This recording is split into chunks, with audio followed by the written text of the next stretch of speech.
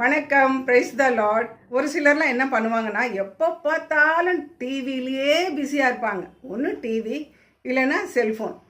சரி, ஓகே, இது ரெண்டில் என்ன தான் மேக்ஸிமம் பார்ப்பாங்க அப்படின்னு பார்த்தா பேய் படம். எப்போ பார்த்தாலும் பேய் படம், இல்லைன்னா பேய் சீரியல். இது ரெண்டை தவிர அதில் என்ன தான் இருக்கோ தெரில. எப்போ பார்த்தாலும் அடி உத குத்து கொல்லு வெட்டு அவனை சாகடிக்கிறது, இந்த மாதிரியெல்லாம் 24 ஹவர்ஸில் மேக்ஸிமம் அவங்க இதுலேயே மூழ்கி இருக்கிறதுனால இவங்க தூங்கும்பொழுது வீட்டுக்குள்ளேயும் சரி, தூங்கும்போது கனவுலையும் சரி, ஆஃபீஸ்லேயும் சரி, இல்லை பிஸ்னஸ் பிளேஸ்லேயும் சரி, எந்த இடமா இருக்கட்டும், தேவதூதர்களாக வருவாங்க, ஏஞ்சல்ஸாக வருவாங்க. சொல்லுங்கள், உதவி செய்கிறதுக்கு, இல்லை நிம்மதியாக நல்லா ரிலாக்ஸாக தூங்கணுமான்னு கனவுலையும் பேய் தான் வந்து பயமுறுத்தும். நேரில் வேலை ஸ்தலத்துலேயும் சரி சமாதானம் கெட்டுப்படும். ஏன்னா நீங்கள் தான் வெல்கம் பண்ணி வச்சுருக்கீங்களே, வீட்டுக்குள்ளேயும் ஆஃபீஸ்லேயும் வேலை ஸ்தலத்துலேயும் பிஸ்னஸில் எல்லா இடத்துலையுமே அவன் தானே இருக்கான். அப்புறம் இன்னொரு விஷயம் அப்படின்னு பார்த்தீங்கன்னா, ஒன்று கையில் டிவி ரிமோட் இருக்கும், அப்படி இல்லைன்னா செல்ஃபோன் இருக்கும். பைபிளை தொட்டு எத்தனை நாள் ஆச்சு, எத்தனை மாதங்கள் ஆச்சுன்னு கூட கேட்கலாம். ஒரு முழுசாக ஒரு அதிகாரம் படித்து எவ்வளோ நாள் ஆச்சு? சரி, உபவாச ஜபம் பண்ணி எவ்வளோ நாள் ஆச்சு?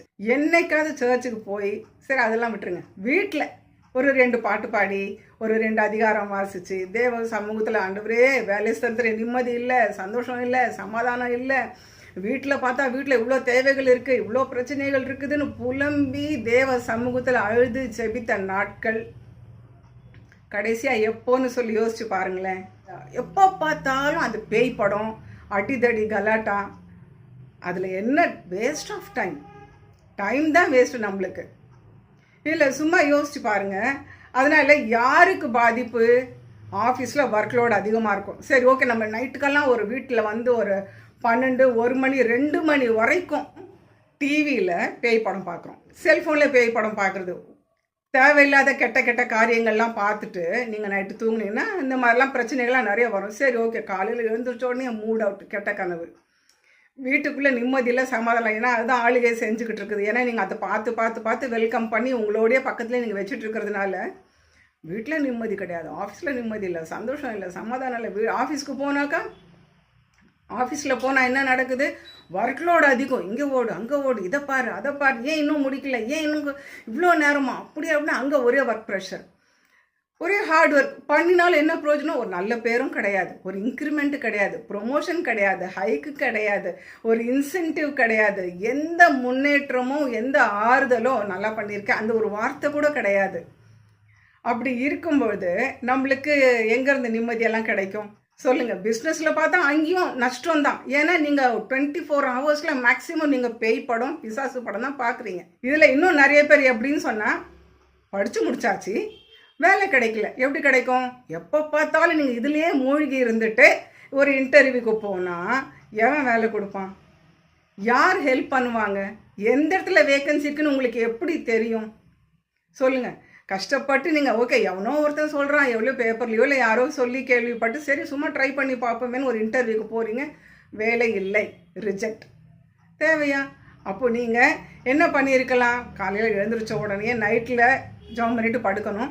சரி, காலையிலும் எழுந்திரிச்சு, ஆண்டவரே, நான் இந்த மாதிரி ஒரு இன்டர்வியூக்கு நான் போகிறேன், என் படிப்புக்கு ஏற்ற தகுதியான நல்ல வருமானம் உள்ள சமாதானம் உள்ள ஒரு நல்ல வேலையை எனக்கு கொடுங்க, மனுஷால் கண்களை தயவு ஏற்படுத்தி கொடுங்க, எங்கே போகணும், யாரை பார்க்கணும், என்ன பேசணும், எதுவுமே எனக்கு தெரியாது, நீங்கள் தான் எனக்கு கைட் பண்ணணும், எனக்கு ஃபேவரான ஆட்களை என்னை சந்திக்கும்படியாக நீங்கள் எனக்கு உதவி செய்யுங்க. அப்போ உங்களுக்கு உதவி செய்யக்கூடிய ஆட்கள் வருவாங்க. என்னப்பா எங்கே போனது? அந்த பக்கம் போங்க, அங்கே தான் அந்த ஆஃபீஸர் இருக்கார், இந்த பக்கம் போங்க, இங்கே இவங்க இருக்காங்க. அந்த மாதிரி உங்களுக்கு உதவிகள் கிடைக்கும். உதவி செய்கிறதுக்கு ஆட்கள் உங்களை தேடி வருவாங்க. இன்டர்வியூக்கு போனாலும் உங்களுக்கு தெரிஞ்ச ஈஸியான கொஸ்டின்ஸ் தான் கேட்பாங்க. உங்களுக்கு என்ன தெரியுமோ அதிலிருந்து தான் நீங்கள் ஆன்சர் சொல்ல போகிறீங்க. அப்போ உங்களுக்கு காரியங்கள் எல்லாம் கைகூடி வரும். ரொம்ப ஈஸியாக, ரொம்ப ஃப்ளோவாக, ரொம்ப ஸ்மூத்தாக, ரொம்ப ஓகே, வேலை கிடச்சிருச்சு அப்படின்ற ஒரு சக்ஸஸ் தான் உங்களுக்கு ஃபைனலி. ஆனால் நீங்கள் ஜபம் பண்ணி எவ்வளோ நாள் ஆகுது? ஆராதனை பண்ணி பாட்டு பாடி ஆண்டவரை துதிச்சு எவ்வளோ நாள் ஆகுது? அதனால் கொஞ்சம் நாளைக்கு ட்ரை பண்ணுங்கள்.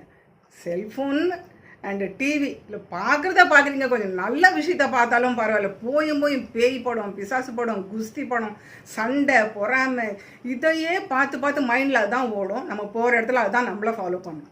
பிசாசுடைய ஜாபு அது சின்சியராக பண்ணிக்கிட்டு இருக்குது.